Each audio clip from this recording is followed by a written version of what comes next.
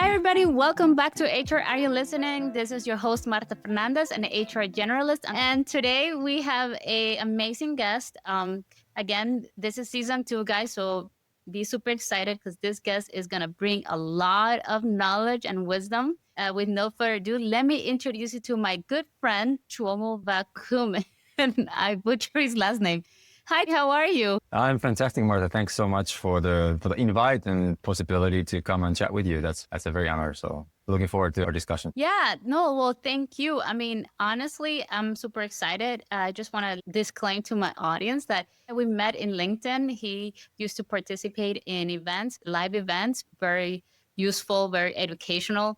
And he has been a person that I have admired since the moment I met him. He creates amazing content, guys. But I do want to say this is a person that I have been following, and it's been a pleasure to just connect with him and see how much he provides to everybody, to the community, not only where he lives, but also like around the world, as he provides a lot of content. And so I just want to say it's for me an honor for him to be part of this podcast. And yeah, can you please introduce to our audience, who are you? Tell us a little bit about you. Yeah, sure. Absolutely. So my name is actually Tuomo Vauhkonen. You got it pretty close, but it's good. The name is, from Finland, so it's a Finnish name. So that's why hard to pronounce for many people. But yeah, I left home, my home country, 2001. And I traveled around the world looking for my space and place in the world and in sort of career-wise and so on and so forth for about good 15 years, to be honest. So I was going around, lived in 8 to 9 different countries from Central South America to Southeast Asia. And I was working in different industries and so on and so forth. And then found my roots, found my space here in French Polynesia and South Pacific, where I've been living for the last 10, 11, 12 years almost. And yeah, so we met on LinkedIn. And I've been on LinkedIn for about 4 to 5 years fairly actively, except this year it's been a little bit slower, but that's where I produce my content a lot. And my content is a lot of right now about performance and mindset, as I'm a performance and mindset coach. So that's what I do right now. And even in the coaching space, I've been about 7 to 8 years right now. In a personal coaching, I've done workshops and retreats and so on and so forth. But that it started from more sort of nutritional, more sort of health coaching, if you will. And then from there, it evolved in the recent years more towards performance and mindset coaching and a lot of internal qualities. That's where I always start from, and that's where I'm about. And then from there is what we do on the behavior level and on the external world, if you will. So in a very nutshell, I've had a pretty colorful background and pretty colorful way of working, if you will. And now I'm rooted more here in the South Pacific and doing a lot of performance and mindset-based coaching online. So that's in a nutshell who I'm at, what I'm about. Yeah, honestly, I think that's something that I admire from you. It's your diverse of background, right? And when we talk about learnings and growing, diversity of thought is important. So the fact that you have done a lot of movement, you have traveled, you have explored not only yourself as a person, but different industries in your work experience, right? And what you have done says a lot of how you view your work and how you view your coaching and how you deal with clients. And I personally would say that's something that I'm very intrigued to get to know more about you through the stories that you're going to be sharing. So part of the prepping of this podcast series, guys, is I asked my guest speakers more or less to give me an idea what our topics they're going to be talking about, not the story itself, because I really want to get surprised and just, be an organic conversation. And so some of the topics that we'll be talking about today will be coaching, it will be leaderships, and also like talking about the self-development, right? And looking into that career path that he has taken. So this would be something, if you're interested, to really pay attention. How he said he has done a little bit of everything. He's focusing right now in coaching. He's someone that has a record of really exceeding expectations in terms of supporting people to achieve the next level. And he's lately been creating a lot of content about performance and how we view performance. I think it's something very beautiful. I'm not sure if he's going to share that, but I was just going to say that's something that I found very interesting to get to know and learn more about. And so with no further ado, tell me what is your stories, because I know there's a couple of that you would like to share with us? Yeah. So just to quickly backtrack from there. So you mentioned leadership. So I've been in few leadership positions. Previously, I worked on super yachting industry, where I was in a leadership position. And then I worked on some of the sort of 5 to 6 star hotels and so on and so forth. And there I was an assistant management position before I started coaching. But like even before I left home, before I left traveling, like I was always dealing with people. Furthermore, I was always in some kind of a guiding, teaching, educational space. And that's what I've always done pretty much all throughout my life.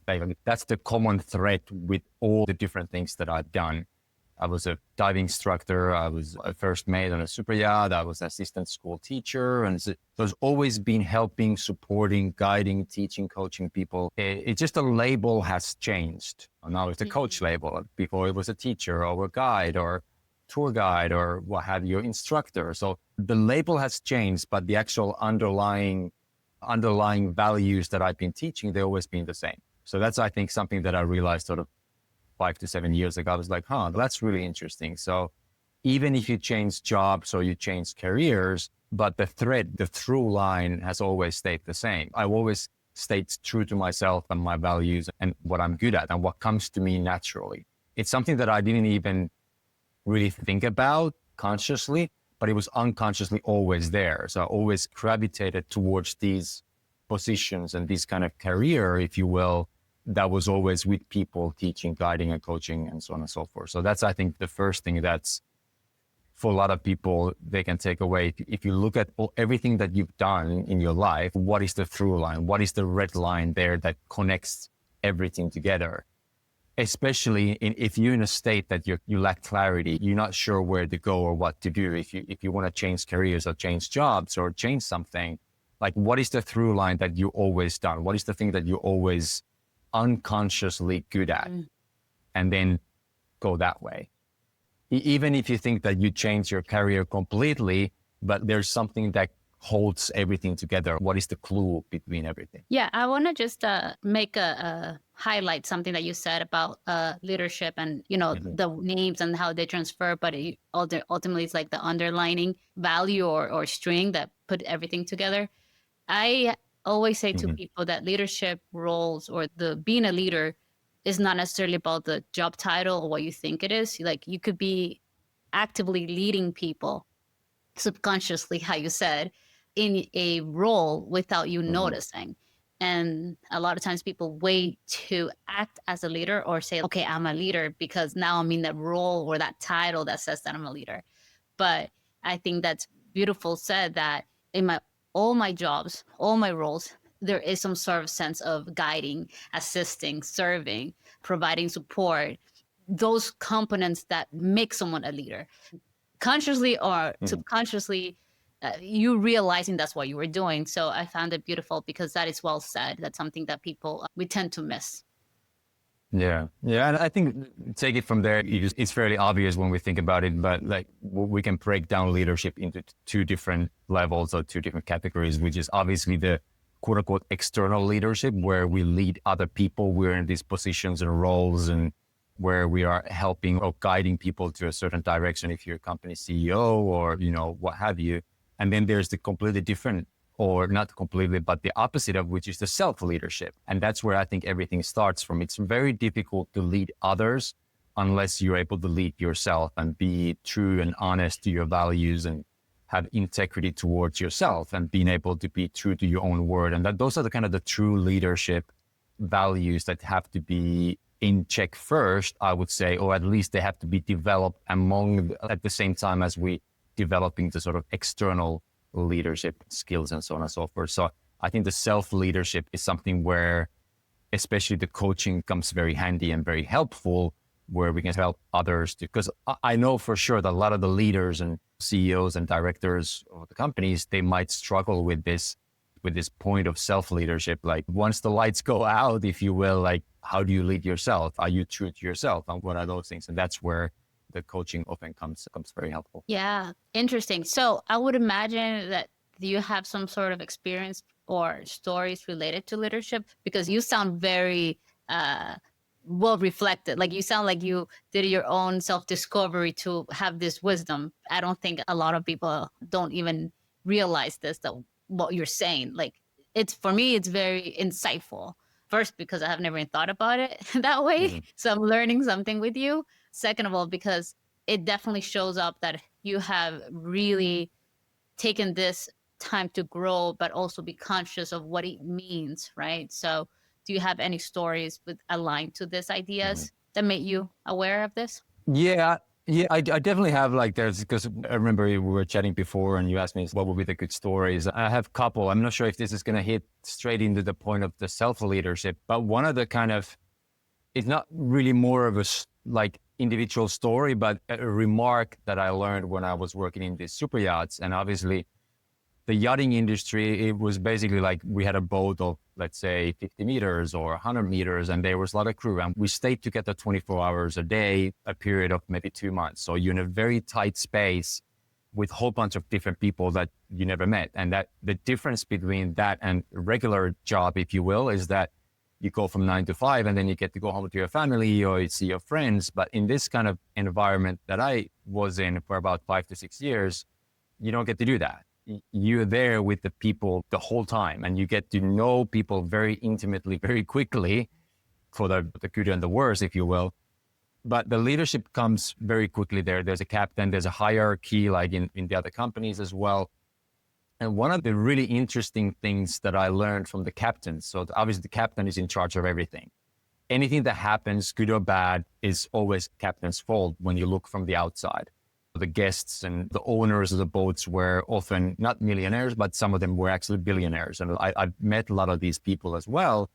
I wouldn't say that I'm good friends with them, but you get to chat with millionaires every day and so on and so forth. So you learn a lot from them. But staying with this whole idea of the captain, so what I realized that the smaller the boat was, meaning that let's say that it was 50 meters or under, so we were like less than 10 people. There was a captain, plus there was deckhands and engineers and stewardesses and so on and so forth. So let's say about 7 to 8 to 9 people total. Whenever the captain was speaking, he always referred to, I am doing something. I do this, my that. This is my bridge. This is my boat.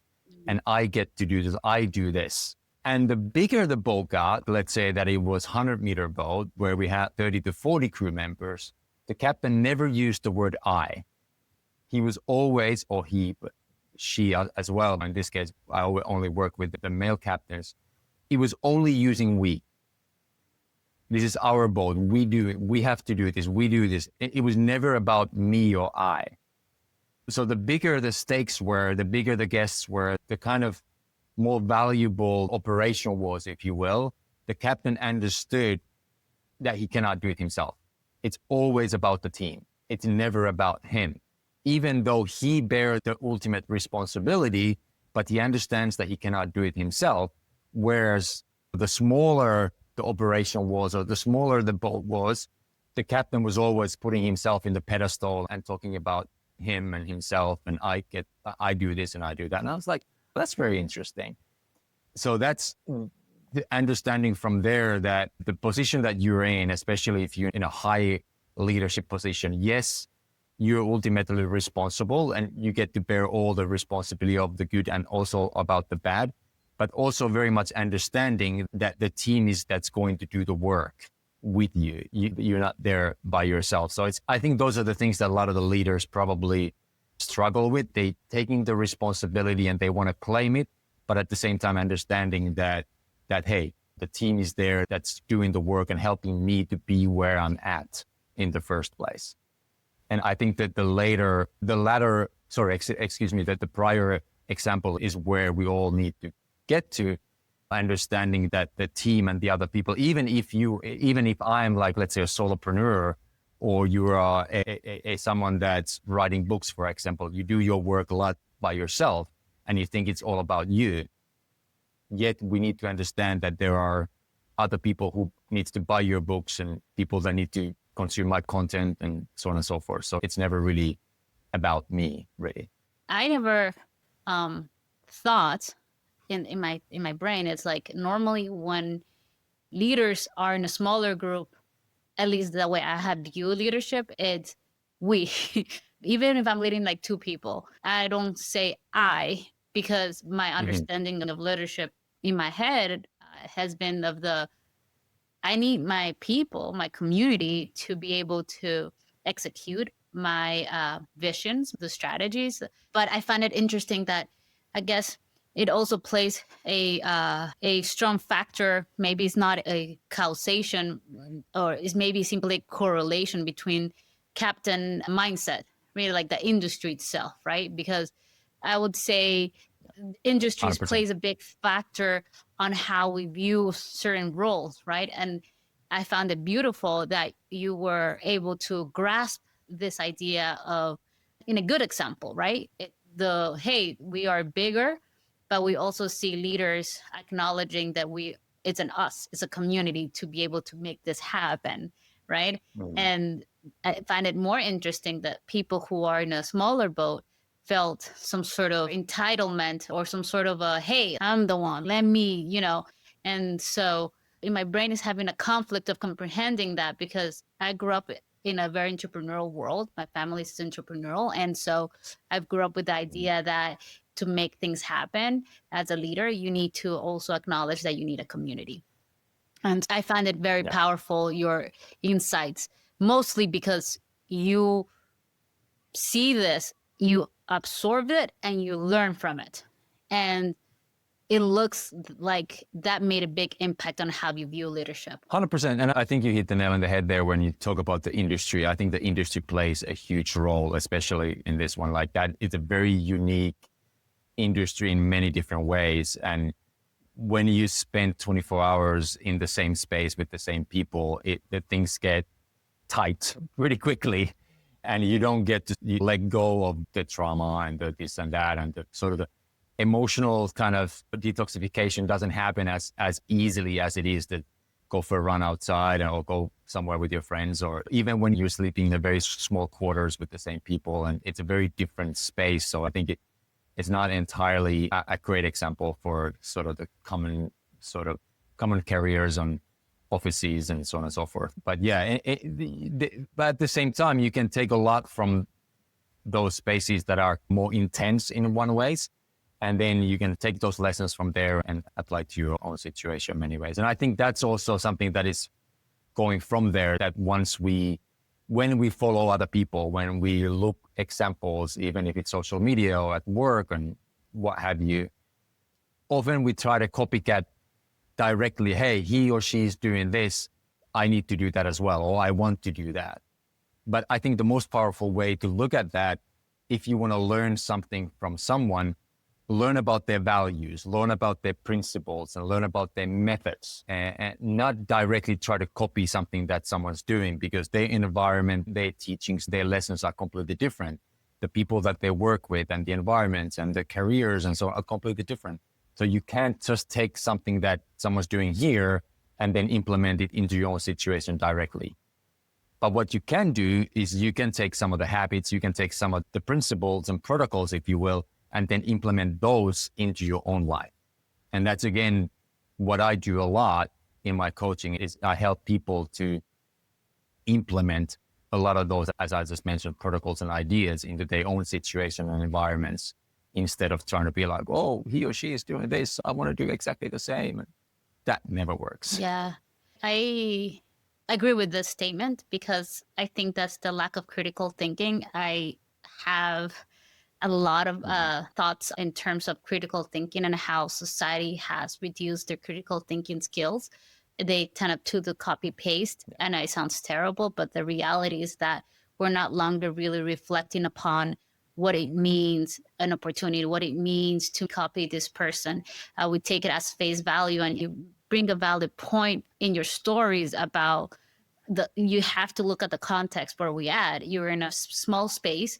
The work environment clearly could become toxic very quickly if not well managed. I think that's something that we need to consider. It's like you're bringing this idea, something that you learn, but you're very self-aware on how to apply it in another spaces, and understanding that this new space that you bring in, this idea that you learn from your past experience, has other factors to be considered.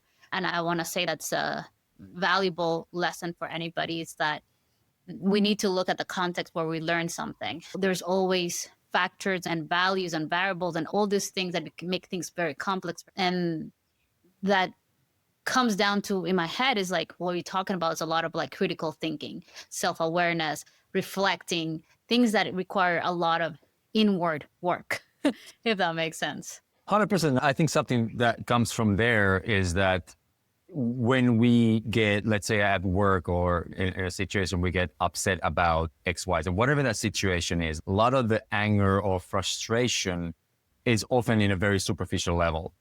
And we all get angry, we all get frustrated about X, Y, Z. But then when we start using a little bit of more critical thinking and going a little bit deeper and actually understanding the problem, understanding the challenge or the frustration, and when we go deep in it, as okay, it's he or she said X, Y, Z because of something that is a lot deeper down, and there's actually a meaning to it, and there's actual true reasons to it. And then once we have that broader understanding and a broader perspective, if you will, we're able to maybe calm down a lot better. And so basically what I'm trying to say is that if you get angry, if you get frustrated, go deeper, go a couple steps deeper and try to understand that situation or the other person from a different angle. And why do they actually do that? Why did he or she say what she actually said or wrote that email, instead of getting frustrated straight away? Yes, it takes more time, and we often maybe don't have that time. And that's why these conflicts happen at work and in our private lives. But once we take a little bit of time and we're able to understand a little bit deeper, that it's just a lot more sustainable and better way to go about it. Yeah, you talked about it's empathy and tolerance. I think about it a lot because my take on this, that it's that sometimes at work we have seen that has become less tolerant. I've had a couple conversations with people and how they perceive the word tolerant. Some people see it as a trigger. When you say to someone like, oh, you need to be more tolerant, they feel it's a trigger for them and they get more frustrated. And so I don't want to drift because we're going somewhere else, but I just want to mention that your topics that you're bringing with leadership, it's ultimately, I'm looking at it, it's like, it's everything aligned to who you are, how you view things and how you perceive them, and how much willingness you are to look into the other side of the coin. That sometimes looking to the other side of the coin as a leader, as a human, to be honest, will give us some deeper understanding, but more than that will give us a peace of mind. How you said, sometimes at work, it doesn't have to do anything with us. It's just a person going through something and they're projecting, or they're, in their own way.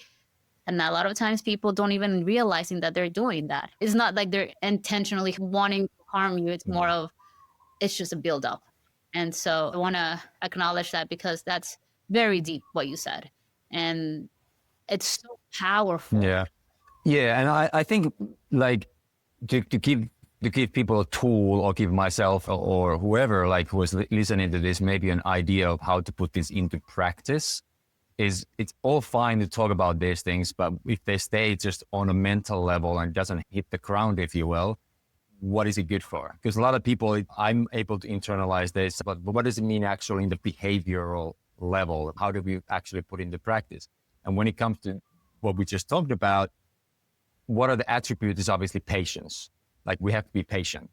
And how do we do that in a work environment? For example, if you're a leader, is that we need to listen. And what does that mean is we need to let other people talk first. And that allows us to listen. And if you're a leader and you're always talking first, you're the first one to talking, if it's a 1-to-1 meeting, 1-to-4, whatever the team meeting is, if you're there the first to set the stage, then the other people are directly, they're going to be influenced by what you said. And when they turn to speak, is then they will actually reflect on what you said, and they will adapt their story or their speech to your speech that you said first, right? Versus if you do the vice versa, if you're the last one to speak or you let the other person speak first, then their point of view or their attributes will come more what they actually think and what they actually are about. And then that will allow you time to reflect and make the final decision, and it allowed you to understand them better. So instead of always being the first one to talk, and I know there's books written about this, I think it'd be the last one to talk or be the last one to eat or what have you, but it's a powerful leadership quality and the tool when you allow other people to speak first, or allow them to go first, whatever that meeting is, or one-to-one and so on and so forth. And that then obviously the deep listening and skill to listen and having patience are the attributes that then are underneath of that. Yeah, that's very useful, guys. Take notes. Free session here, okay? So take notes. Yeah. So tell me what you said. You have a couple of stories. So what's another story related to these topics? Yeah, I think this is a personal story that I was slightly embarrassing as well. But I was, I guess I just had taken over. I had not taken over, but I was assistant manager at this resort in Panama, actually. And it was a private island, like way off the mainland. And the manager had gone for his weekly holiday. So he was there for 3 weeks and then he took off for 1 week. So it's 3 on, 1 off. So that 1 week when he was off, I was in charge, and we had 30 to 40 people there and what have you. And they were all Panamanian. So the working language was Spanish. And I know you're a native Spanish speaker as well. So anyhow, we had this one project one day that I think we had to like take down an old house. So we had to sledgehammer it down, and the boys were working on it. And then all the rubble from that house was all over the place. So we had to put all the rubble into these bags of 25 kilos. So this is like heavy work, right? And now it's like 4 p.m. in the afternoon, and I think we have 45 minutes left for the day. And then we have all these heavy bags, and we had to move the bags from one place to another. And I'm looking at like, there's 150 bags or whatever. And we're like 7, 8 guys, what have you. I was like, oh, okay. And everybody's face was down. Nobody wanted to do it. And we had like 45 minutes left. And then I had this good idea of like, okay, let's gamify this. Let's make a game about it, because I'm all about game kind of competition mindset and so on and so forth. And it's like, okay, I think there was like, let's say that there was 120 bags left. And there was like, I calculated that if everybody does 4 rounds or 3 or 4 rounds, we get everything done, right? And then I said, okay, guys, we got 45 minutes. Whoever does the 3 rounds first can get out. And then whoever is left there, they have to do more rounds. So that was like, I thought that was a great idea for people to get it over and done with and get over the day and 5 p.m. and we can sort of knock off. And then I was kind of in good shape and I was like working out and I was like, okay, because I was obviously doing it as well. I didn't even just watch. I was there with the wheelbarrow and pushing the carts and stuff. And then I think I finished the 3 rounds first. And I was like, whoa, like, blah, blah, blah, blah, blah. I'm really good at this and blah, blah, blah, blah, blah. And I'm going down, I'll leave my wheelbarrow and say like, okay, guys, keep going. We've got 10 minutes, 15 minutes left. I'm out. I'm coming down the hill. And as I'm coming down the hill, uphill comes another guy. He's a good friend of mine. He's like 24 years old.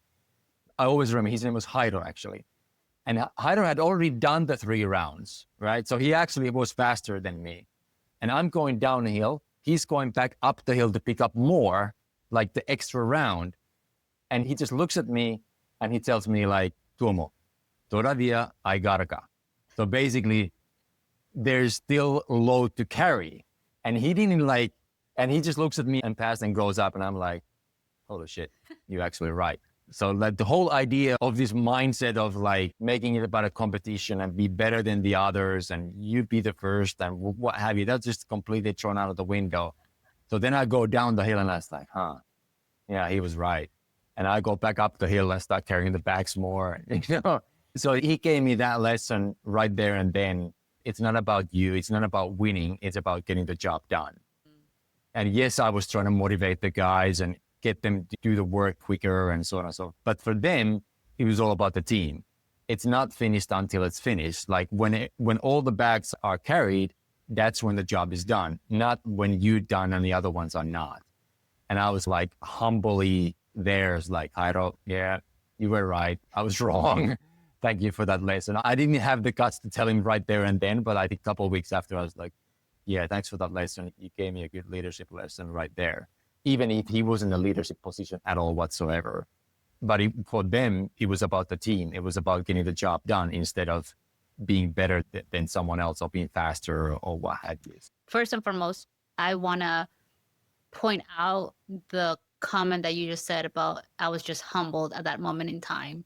I think that's such a powerful thing to say, because a lot of times people don't necessarily understand what is being humbled or what it means to just put down to earth in a subtle way, because this man did it in such a empathetic way, not to rub you wrong, not to call you out, rather than create some sort of a sense of awareness in like reality check. You know, we still need to do some work. We're not done. And I think that it's not necessarily humbling because it gave you a lesson itself, but because of the person, the way he approached to you, the man who was in charge, and you took it as a with honor and respect that, and you like, okay, like you shift your mind into, okay, I still need to work with my guys.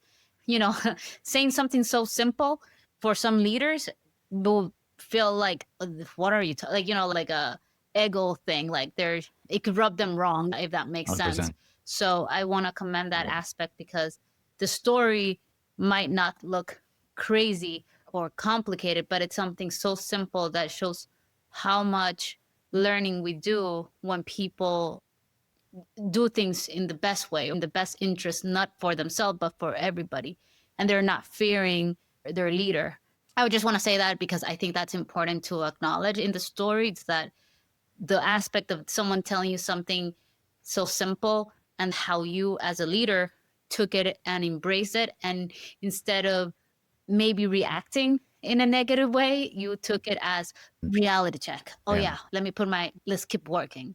And going back later to say something to this man, it shows that you are someone who really want to improve as a leader, as a manager, whatever title it was at that point. You show that you care for these people.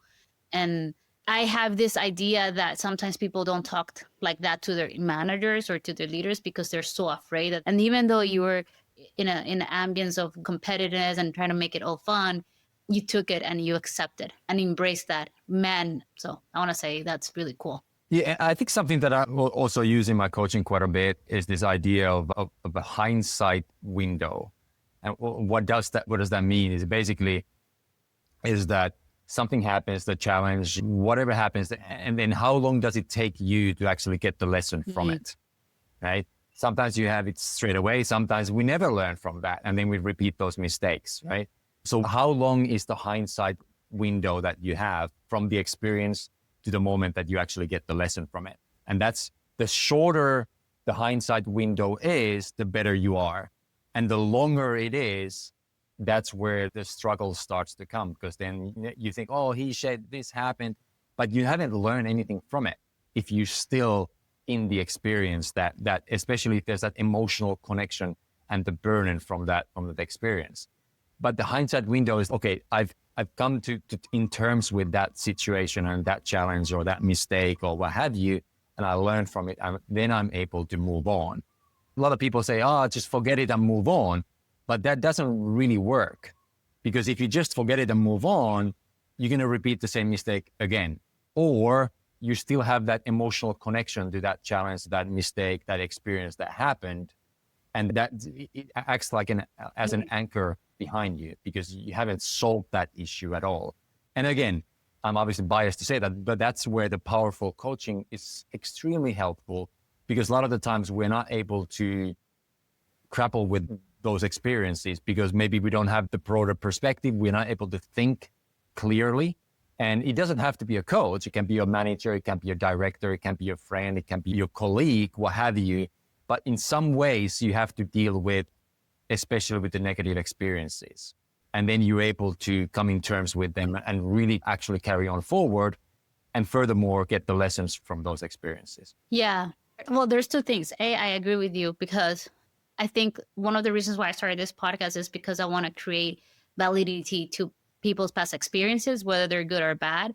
Part of healing and building a better relationship with HR, because my profession is struggling to connect with employees. because of this, because they have bad experiences. They don't heal from those experiences. They're not validated. They are dismissed. Then they linger, and then subconsciously they act upon things. For my viewers, like, this is what I'm actually searching for. Maybe I'm not the HR person that, did you wrong or messed up for you, but I'm here, the HR person, to put the face in, to be like, you know what, they did wrong to you. They fucked you up. Because for me to rebuild relationships with my employees, future employees, or anybody, for matter of fact, it requires to validate those traumas, those bad experiences. Like, we're not perfect, but at the end of the day, revisiting this conversation, it's some sort of healing. And raising your concerns, show your truth of what happened to you, positive or negative, it brings validation. It brings that closure, and you're not longer lingering with that, especially if it's a negative story. And the other thing I want to say is competition, because you talk about competition in your story. So I had recently participated in a podcast, and they were talking to me about how we mitigate competitive work environments. And I said, I believe that there's no way to mitigate competition. Sometimes competition is an intrinsically motivator for people, and you have to embrace it, right? There is definitely a wrong way to bring competition, like in a toxicity way. In this case, your peers, your coworkers, everybody who was playing the game understood the game, but also they understood the sense of working together, community. And that's something that I've tried to explain to people. You could be very competitive, but it doesn't stop you from assisting others through the marathon or to the work. Like, you could win, but also at the same time, you could support people in the competition. Like, I don't know if that makes sense. You're not stopping from winning in your competition if you decide to stop to assist others. And I want to ask you this: how leaders mitigate or foster healthy competition? In this case, you were fostering healthy competition to not only make the task more enjoyable and more fun for people, because I do believe in gamifying things or making things more in a fun way or changing that perspective. I believe in that idea. Sometimes that's what people need to get the job done, right? So to you, it's how do you, as a leader, how you go about that? Yeah, absolutely. That's a great question. And I wrote a couple of things down straight away as you were speaking, because that's right in the heart of what I'm a lot about. And I would say the first thing that you have to understand is that not everybody views the competition the same way as I do. Especially the men might see the competition different way to women. We're often competitive, but maybe slightly in a different way that the females are.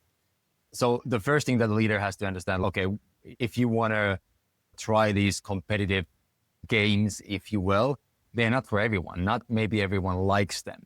And then some really, really like them, right? And what it comes down to, at least for me, the healthy way of seeing the competition, at least in my perspective, I call it an executive athlete mindset. Executive athlete. And again, it's not my term. I think there's maybe 1 or 2 books written about that. But for me personally, my background in sports, whenever I think from 6 to 20 years old, I was always doing some sort of sports competitively. And you learn a lot about competition when you're let's say, play tennis or football or basketball or whatever, especially team sports. Obviously, then there's individual sports as well. But you understand that the competition only happens when the game is on. Of course, it happens quote unquote off the court as well. But most of the time, you're in very good relationship with your quote unquote competitors off the court, right? When the game is not on. And in the sort of work environments, we see that the game is on 24/7. And that's not always a healthy way to look at it. And that's from the sort of the world of sport, we understand that, hey, when it's like the time to play, then we play and then we compete. But when it's not time to play, we are friends and we can, have drinks together, go and have a chat about it. And it's actually, that's the healthy way to go about it. And understanding that the game wouldn't exist without the other players. So if you're trying to push the other person down or trying to okay, you're not good, this and that, then sooner than later, your game actually is not going to exist because you have no one to play with. in a sports terms.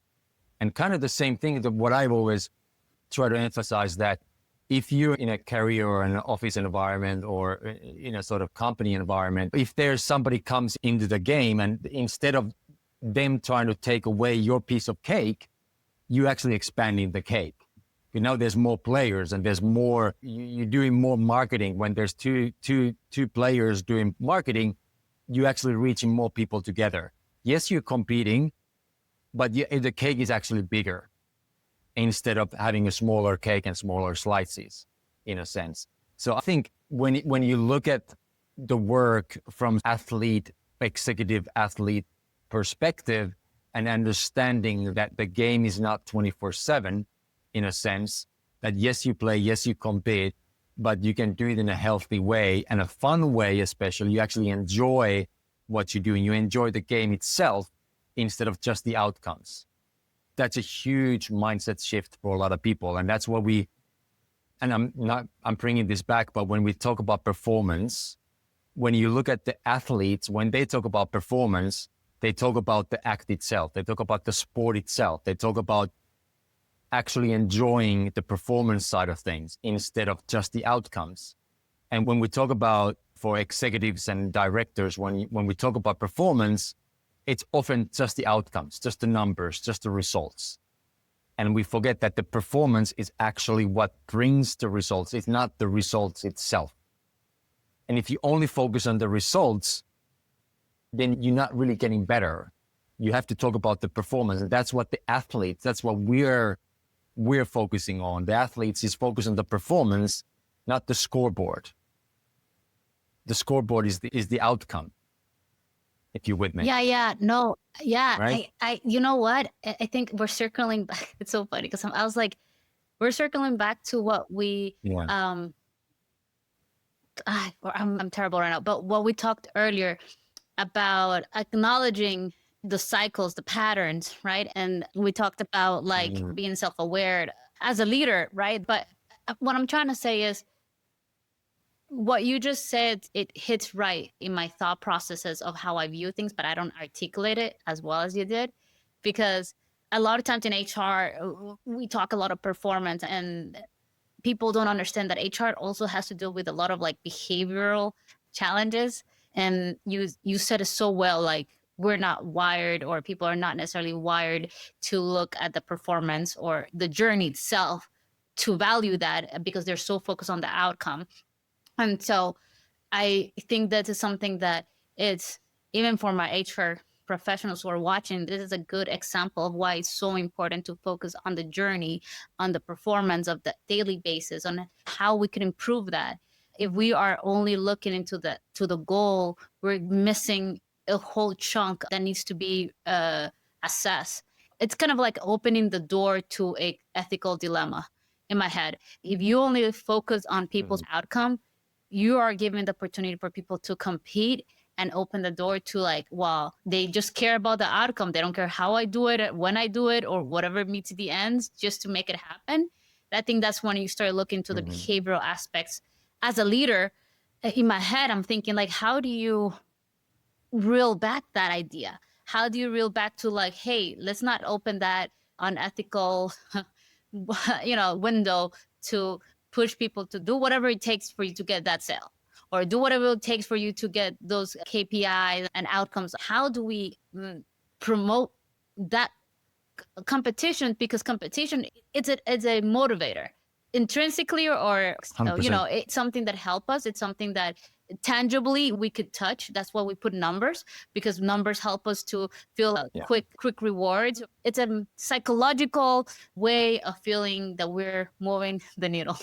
That makes sense, right? So in terms of performance, how do we promote these ideas, of focusing on the present or the processes itself, the performance, the game itself, rather than the outcome, without potential openings for unethical behavior? 100%. And I think, to be super clear, everything starts from the goal. I'm not saying that we don't need goals and we don't need outcomes. Those matter. Like, results matter. They absolutely do matter. It doesn't matter if it's a basketball team or if it's a Fortune 500 company. Results are the crux of it. You need results. Otherwise, nothing works. Yet, we can't be fully focused on the results all the time because that's not healthy. So what I would say, and here's a quote, and it's a very short quote, but extremely powerful, is that the goal determines the process.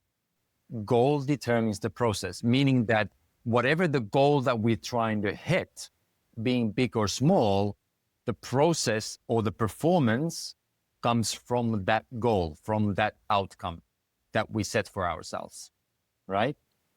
Without the goal, there is no real process. We can't start working if we don't have a goal. Our brain needs something to strive towards. So the first thing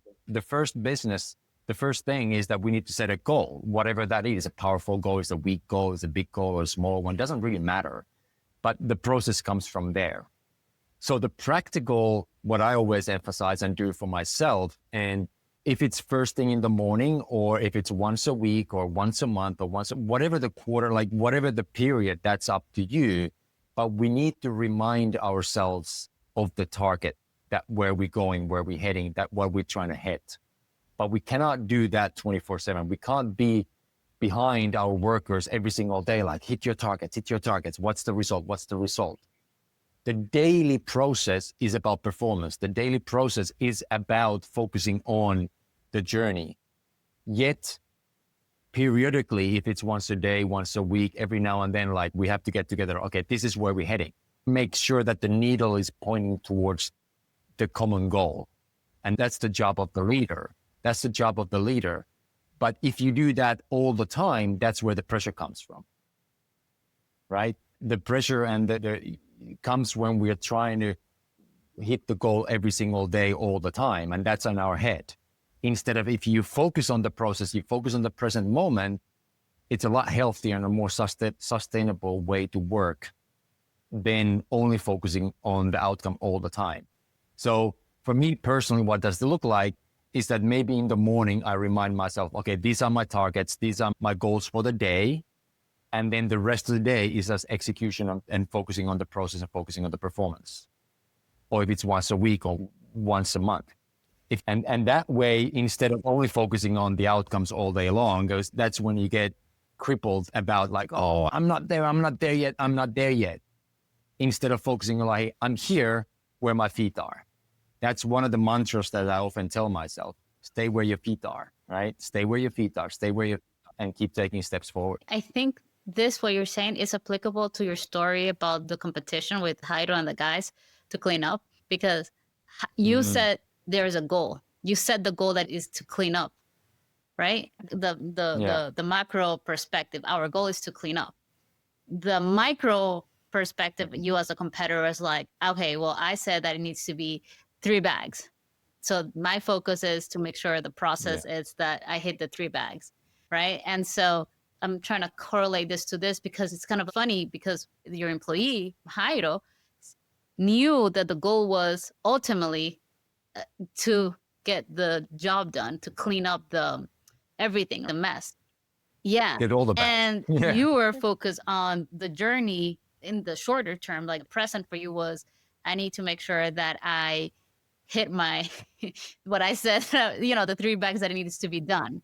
And it was like, that's funny because sometimes we need to have those both perspectives, macro and micro, meaning macro, the goal is the macro, the overall, and the micro, meaning the path, the journey itself. We need to have them intertwined in our mindset. Like, you cannot, if you focus 100%. Only to the goal itself, like the far distance, you're going to feel hopeless. If you focus too much on the present, on the journey itself, you're going to miss orientation. You're going to miss the needle. You're going to get lost in the compass. And so I find that interesting because your story, it like looped back to that idea of you had someone who saw the goal, like you stated at the beginning, this needs to be done.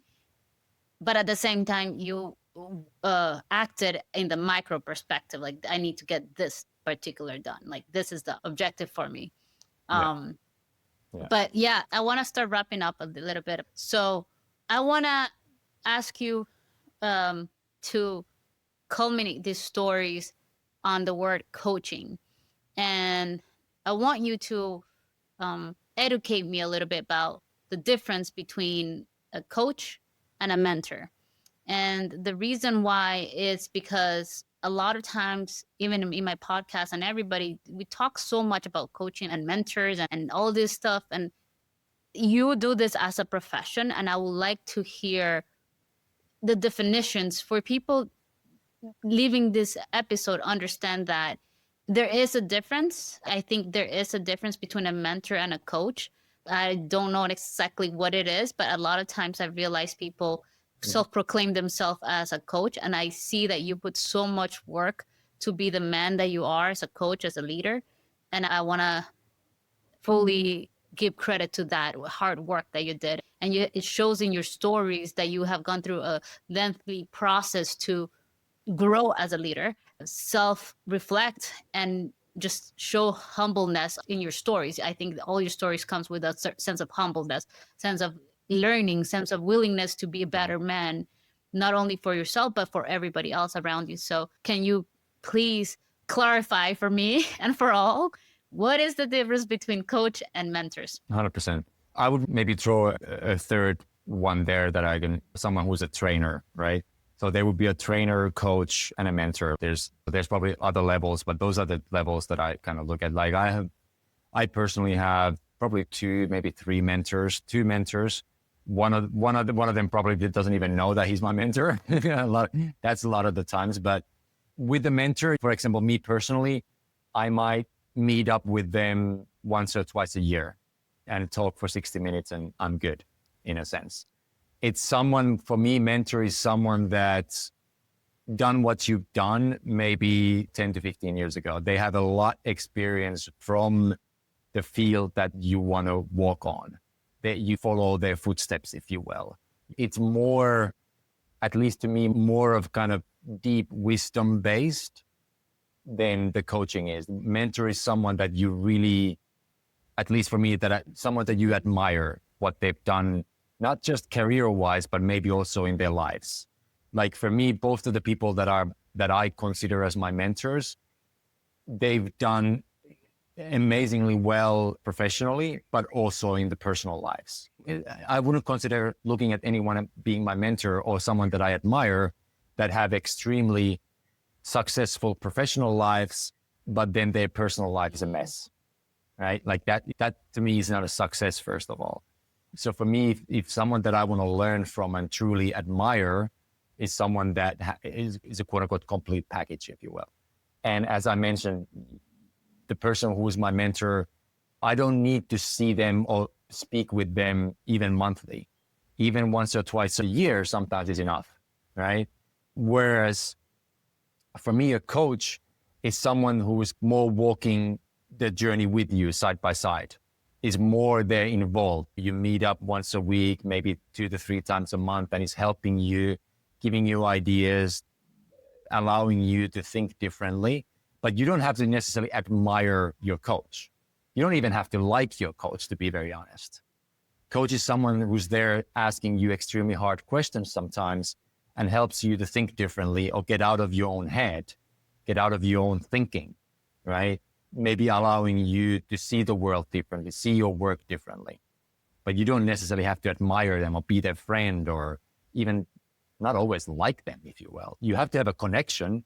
You have to be able to trust them for sure. You speak with them or you meet up with them every now and then periodically, but it's someone that helps you to elevate your game, helps you to work better, helps you to improve your performance and your mindset. And then there's a trainer who is that's more physical thing. Trainer is someone who allows you there to hit your numbers. There's a sales trainer. Okay, do X, Y, Z. It's more mechanical. Helps you to, lose weight, hit your sales number, to be better at public speaking. You can be a public speaking trainer, but it doesn't hit any of the emotional side of things. It's someone it's very ABC, very structural, very pragmatical. And it doesn't matter how you feel, you just do this and you get the result, right? Whereas the coach is there who is allowing you to also do deep dives in emotional sense and in a psychological sense. And then going back to the mentor who's there just to kind of a wisdom keeper, someone who you admire, someone who you look up to, and you can just absorb their energy and be transformed, if you will. I want to just, before asking you your key takeaways of this conversation, I want to say I love the fact that you said about the mentor, about not only admiring them for their success in their professional life, but also admiring their personal life, their success in their personal life. I think that is something that it resonates a lot, because I think when you are finding a mentor, someone that, you know, a lot of times, how you said, sometimes you have a mentor that they don't even know that they're mentoring you, but they, you know, you accept them as it is, or you view them as that. Yeah. But it's beautiful, because I think that plays a big factor of the values that are aligning to you, their ideologies, their work ethics. These are things that make you who you are ultimately. You know, your mentor might have different types of views, but ultimately it speaks volumes. Their personal life and their professional life align, and they are intertwined, and they coexist in a beautiful way.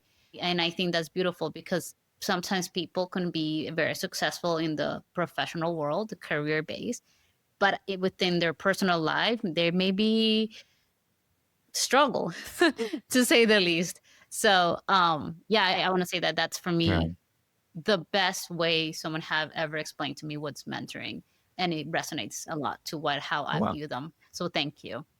And so let's wrap this up, and tell my audience, what are the key takeaways for this episode? If there's anything that we really want to highlight, what would be it? I think I didn't speak about this, but just what you shared right now, I think something that spark from that and wraps up everything that we've spoken today is that doesn't matter who you are. It doesn't matter if you're a CEO or you're just a startup worker or you just got into a workforce. Like, we all have challenges. I haven't met a single performer. I haven't met a single person who doesn't have challenges, who doesn't have, lack of a better word, problems. Like, we all have them. If it's in personal lives, if it's in professional lives, sometimes whatever have you. And you don't always need to have a coach, but you need someone in your corner. You need someone that you can lean to and bounce around ideas and be reflective. You need to allow yourself to go a little bit deeper from the superficial state of affairs that we all are living right now. If it's social media, that's probably one of the worst ones, but even in the workplaces, we often stay in the superficial level. And when the challenges arise, when the problems come, allow yourself to go a little bit deeper and actually find the truths, find the real issue of the problem. And then it's a lot easier to come up with a solution and look for help, look for support. If it's from people below you, people above you, people on the same level as you are, someone who's not in the same workspace at all, because that often gives you a different perspective. Hence, coaching is very good, because you can speak to someone who's not in your world in a sense, but allowing you to maybe see things differently, but allowing yourself to be supported. I think that's one of the key takeaways, because we can't do it alone. Doesn't matter who you are, what position you are in, you're not going to produce the results by yourself. And also you're not going to be able to handle all the crises and problems and challenges on your own either. So I think that's something to understand and be okay and welcome the challenges, welcome the, lack of a better word, problems, because we all have it. It's just what really truly matters is how we get up, how we are able to solve them, and how fast we get back on track, instead of staying in that issue, staying in that challenge. Yeah, it's beautiful said. I think that one thing I would add, it's from this episode, I feel like something that I have learned, it's the value of just seeing opportunities, learning opportunities in different contexts.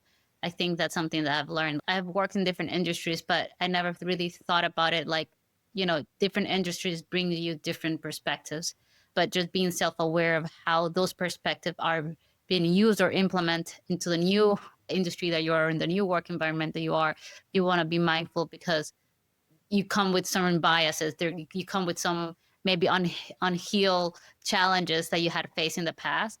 I think that's something that I've learned today. It's like just be more intentional when we're transferring, learning opportunities, learning insights, to be mindful where you bring them into, and ensure that you're not bringing baggage, or ensure you're not bringing negative past experience that limit your views, if that makes sense. That's something that I've learned. Yeah, at least not too heavy baggage, because I think we all carry some kind of baggage, but not too heavy. If it's just a light one, then that's okay. Maybe a 5 pound baggage instead of like 51. You're not traveling to Asia. Yeah. You're traveling to maybe to like another state. Yeah, exactly. No Not overweight. overweight. Yeah, they're gonna charge you extra because of that. Yeah, HR will yeah, be the one. Let me exactly. charge you. How much baggage are you bringing? I'm just saying. Yeah, for sure. Well, thank you so much for participating. I appreciate you. I learned so much. You gave me so much food for thought. I think that I've learned. I think you helped me also verbalize or put more into context ideas that I have, that sometimes I have a hard time to even just frame them. This is what I like this type of podcast, because ultimately I don't know where the conversation is leading. I don't know what I'm going to learn. And that's the beauty of it, that just being exposed to and being open. And how you said earlier, just listening, willing to listen to other people. It gives you so much power. So yeah, thank you. Hey guys, thank you for everything. I hope you like this show, this episode. Thank you to my guest speaker for taking the time to be here. And yeah, I'll see you in the next video, guys. Bye.